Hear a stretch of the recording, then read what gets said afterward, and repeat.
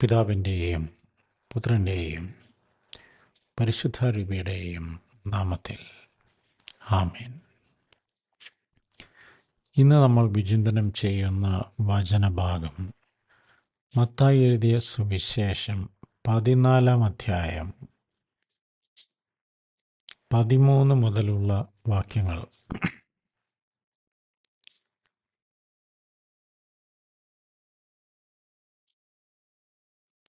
അവൻ കരക്കിറങ്ങിയപ്പോൾ വലിയ ഒരു ജനക്കൂട്ടത്തെ കണ്ടു.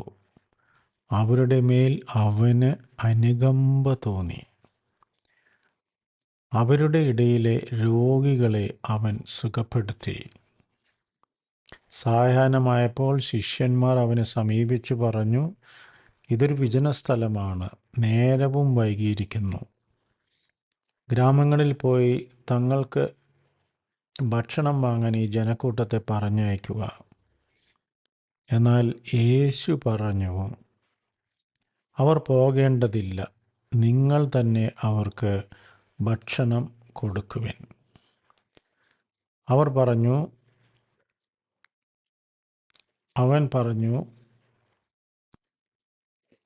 5 അപ്പവും 2 മത്സ്യവും മാത്രമേ ഇവിടെ ഞങ്ങളുടെ പക്കലുള്ളൂ. അവൻ പറഞ്ഞു, അതെൻ്റെ അടുത്ത് കൊണ്ടുവരിക. അവൻ ജനക്കൂട്ടത്തോട് പുൽത്തകിടിയിൽ ഇരിക്കാൻ കൽപ്പിച്ചതിന് ശേഷം ആ 5 അപ്പവും 2 മത്സ്യവും എടുത്ത് സ്വർഗത്തിലേക്ക് നോക്കി ആശീർവദിച്ച് അപ്പം മുറിച്ച് ശിഷ്യന്മാരെ ഏൽപ്പിച്ചു. അവർ അത് ജനങ്ങൾക്ക് വിളമ്പി.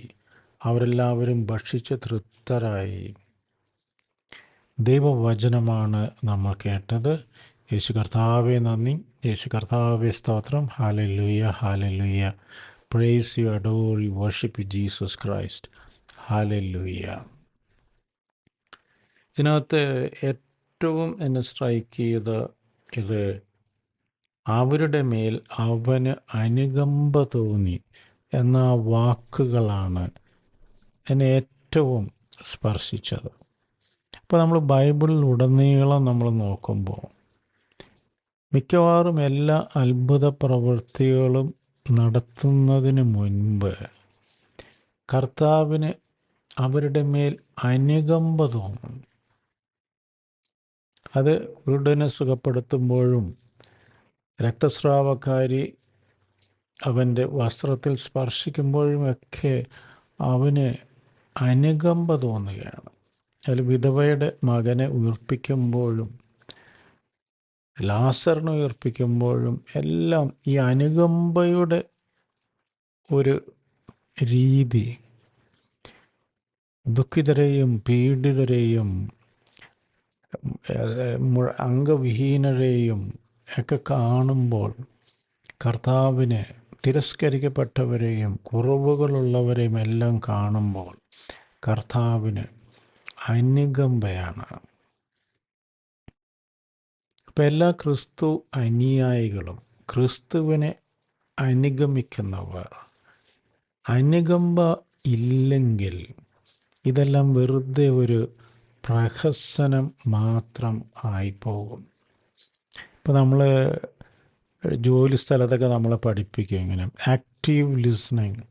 ഒരാളെന്തെങ്കിലും പറയുമ്പോൾ ആക്റ്റീവായിട്ട് നമ്മൾ ലിസൺ ചെയ്യുക. അതൊക്കെ ഒരു ടെക്നിക്കാണ്.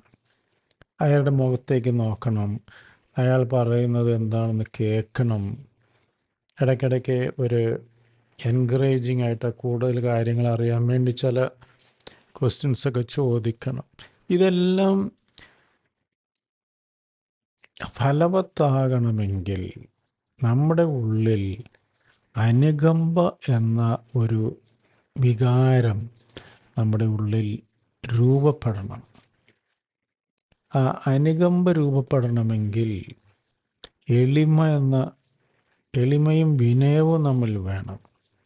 ഇതെല്ലാം ലഭിക്കണമെങ്കിൽ നമ്മൾ ദൈവത്തോട് ഒട്ടിച്ചേർന്ന് നിൽക്കണം. നിർമ്മലമായ ഒരു ഹൃദയമുള്ളവർക്ക് അനുകമ്പ സാധ്യമാകൂ. ഇപ്പം നമ്മുടെ ചുറ്റിനുമൊക്കെ നമ്മൾ നോക്കുമ്പോൾ ഏറ്റവും വലിയ പ്രോബ്ലം അനുകമ്പയില്ലാത്തതാണ്.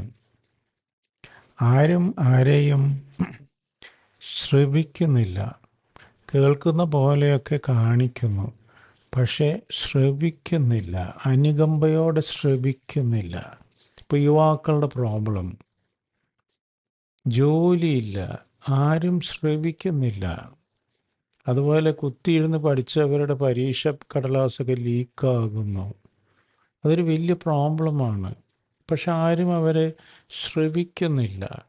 മനുഷ്യരുടെ പൈസ കൊടുത്ത് വാങ്ങിച്ച വണ്ടിക്കകത്തോട്ടൊക്കെ ഈ പുതിയ ടൈപ്പ് ഇന്ധനമൊക്കെ ഇട്ട് കഴിയുമ്പോൾ വണ്ടി കേടാകുന്നു, വീണ്ടും വീണ്ടും കേടാകുന്നു. പക്ഷെ ആരും അവരെ ശ്രവിക്കുന്നില്ല. അതിനു പകരം അവരെ ഉപദ്രവിക്കുന്നു. ഇപ്പോൾ ഒരു ഓഫീസിലാണെങ്കിലും ബോസ് ടീം മെമ്പേഴ്സിനെ ശ്രവിക്കുന്നില്ല, ടീം മെമ്പേഴ്സ് ബോസിനെ ശ്രവിക്കുന്നില്ല, ഭാര്യ ഭർത്താവിനെ ശ്രവിക്കുന്നില്ല. അതിൻ്റെ കൂടെ ഇപ്പോൾ നമുക്ക് മൊബൈൽ എന്ന് പറഞ്ഞൊരു സാധനം കൂടി കിട്ടുകയാണ്. നേരെ നോക്കാതെയും കൂടിയാണ് കമ്മ്യൂണിക്കേഷൻ. ഇങ്ങനെ കുത്തിക്കൊണ്ടിരിക്കുകയാണ്. അത് ഡൈനിങ് ടേബിളിലായാലും ബെഡ്റൂമിലായാലും ഈ മൊബൈലിൻ്റെ അതിപ്രസരം. ഞാൻ എൻ്റെ ഒരു ബോസിൻ്റെ അടുത്തൊക്കെ വർക്ക് ചെയ്യാൻ ആദ്യമൊക്കെ നല്ല രസമായിരുന്നു വർക്ക് ചെയ്യാൻ. കുറച്ച് കഴിഞ്ഞപ്പോൾ ഇയാൾ ഒരു ഐഫോൺ വാങ്ങിച്ചു. അതോടുകൂടെ പിന്നെ എപ്പോഴും അതിനകത്താണ് പുള്ളിയുടെ ശ്രദ്ധ. എന്നോട് സംസാരിക്കുമ്പോൾ എൻ്റെ നേരെ ഒരാൾ നോക്കിയില്ലെങ്കിൽ എനിക്ക് സംസാരിക്കാൻ ബുദ്ധിമുട്ടാണ്. അപ്പോൾ നമ്മൾക്ക് നിങ്ങളിൽ ഏറ്റവും വലിയവനാകാൻ ആഗ്രഹിക്കുന്നവൻ എല്ലാവരുടെയും ശുശ്രൂഷകനാകണം എന്നാണ് കർത്താവ് നമ്മളെ പഠിപ്പിച്ചിട്ടുള്ളത്. നമ്മുടെ എല്ലാ വാക്കുകളും പ്രവൃത്തികളും എല്ലാം അനുകമ്പ നിറഞ്ഞതാകട്ടെ. ഞാൻ ചെയ്തവർ ജോലി സ്ഥലത്തൊക്കെ ചെയ്തവർ പൊട്ടത്തരവും കൂടി ഞാൻ പറയാം. അതായത് എൻ്റെ ഒരു ഏറ്റവും നല്ല ഒരു ടീം മെമ്പർ, മിടുക്കനായ ടീം മെമ്പർ, പെട്ടെന്ന് പുള്ളി വരാതായി. ലീവ് എടുത്തിട്ടില്ല, റിസൈൻ ചെയ്തിട്ടില്ല, ഒന്നുമില്ല, ആൾ വരുന്നില്ല. നമ്മൾ ഫോൺ ചെയ്യുന്നു, എടുക്കുന്നില്ല. അപ്പോൾ ഇവൻ ഒരു 1-1.5 ആഴ്ച കഴിഞ്ഞപ്പോൾ വന്നു. അപ്പോൾ ഞാൻ പെട്ടെന്ന് കുറച്ച് സർക്കാസ്റ്റിക്കായി. അപ്പോൾ ഞാൻ പുള്ളിയോട് പറഞ്ഞു, എന്ത് പരിപാടിയാണ് കാണിക്കുന്നത്? നീ അത്ര ജൂനിയർ അല്ലല്ലോ, നീ പെർഫോമർ ഓഫ് ദി ഇയർ അവാർഡൊക്കെ വാങ്ങിച്ച ആളല്ലേ, നിന്നെ പലരും റോൾ മോഡലായിട്ട് കാണുന്നതല്ലേ. അപ്പം ഇങ്ങനെ ഞാൻ എത്ര പ്രാവശ്യം തന്നെ വിളിച്ചു, why are you not picking up the phone എന്നൊക്കെ പറഞ്ഞു കഴിഞ്ഞപ്പോൾ പുള്ളി, അപ്പം ഞാൻ കുറച്ചൊരു സർക്കാസ്റ്റിക്കായി എന്നാണ് ഇപ്പം എനിക്ക് തോന്നുന്നത്. പുള്ളി എൻ്റെ അടുത്ത് പറഞ്ഞു, എൻ്റെ ഫാദർ മരിച്ചു, എനിക്കതുകൊണ്ട് ആരുടെയും ഫോണൊന്നും എടുക്കാൻ തോന്നിയില്ല, അതുകൊണ്ടാണ് ഞാൻ ഫോൺ എടുക്കാഞ്ഞത് എന്ന പുള്ളിയുടെ റിപ്ലൈ. ഞാനാകെ വിളറിപ്പോയി. അവൻ്റെ സിറ്റുവേഷൻ ഞാൻ അറിഞ്ഞില്ലല്ലോ. അവൻ്റെ അവസ്ഥ അറിയുന്നതിന് മുമ്പേ ഞാൻ അവനോട് പ്രതികരിച്ചല്ലോ. അപ്പം അത് അനുകമ്പയില്ലായ്മയാണ്. അപ്പം നമുക്ക് നമ്മുടെ എല്ലാ പ്രവൃത്തികളും, എല്ലാ കമ്മ്യൂണിക്കേഷനും, മറ്റുള്ളവരുമായി നമ്മൾ സഹവർത്തിക്കുമ്പോഴെല്ലാം നമ്മൾ അനുകമ്പ നിറഞ്ഞവരാകാം. ഈ ഒരു കൃപയ്ക്കായി നമുക്ക് സർവേശ്വരനോട് പ്രാർത്ഥിക്കാം. നമ്മൾ മറ്റുള്ളവരെ വിധിക്കേണ്ടവരല്ല, ക്രിസ്തുവിനായി മറ്റുള്ളവരെ കുറ്റം വിധിക്കേണ്ടവരല്ല. അനുകമ്പയോടെ, കരുണയോടെ മറ്റുള്ളവർക്ക് നന്മ ചെയ്യുകയും അവരെ ഒന്നും ചെയ്തില്ലെങ്കിലും അവരെ അനുകമ്പയോടുകൂടെ ശ്രവിക്കുവാനുള്ള കൃപ സർവേശ്വരൻ നമുക്കെല്ലാവർക്കും നൽകി അനുഗ്രഹിക്കട്ടെ. അപ്രകാരം യഥാർത്ഥ ക്രിസ്തു അനുയായികളായി നമുക്ക് ജീവിക്കാം. ദൈവം നമ്മെ എല്ലാവരെയും സമൃദ്ധമായി അനുഗ്രഹിക്കട്ടെ. God bless. നിങ്ങളും എനിക്ക് വേണ്ടി പ്രത്യേകം പ്രാർത്ഥിക്കുമല്ലോ. ആമേൻ. യേശു കർത്താവെ നന്ദി, യേശു കർത്താവെ സ്തോത്രം. Hallelujah, hallelujah, hallelujah. Praise you, Jesus. Thank you, Jesus. Adore you, Jesus Christ.